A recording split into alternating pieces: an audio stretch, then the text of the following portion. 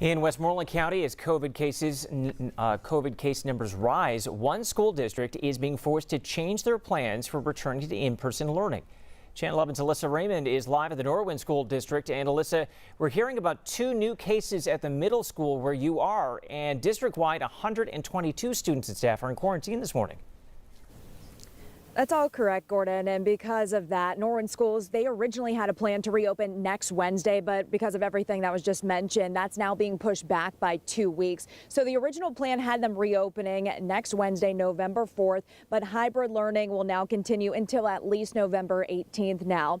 Catherine also was mentioning earlier, and Gordon too, about those 2 new positive cases at the middle school, and because of that, the middle school will be closed at least today and tomorrow now.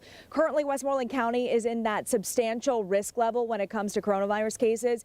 It's been in that category for 2 straight weeks now, and superintendents, they've been checking in with the Department of Education and the Department of Health for some guidance. Both of those departments have just been urging schools to move to all online learning when counties stay in that level of risk for coronavirus for consecutive weeks. We're talking about that substantial level of risk.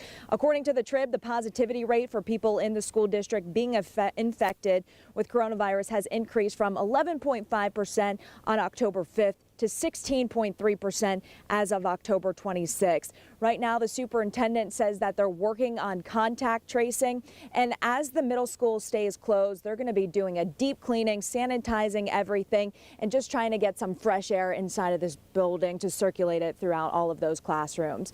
For now, reporting outside of Norwin Middle School, Alyssa Raymond, Channel 11 News.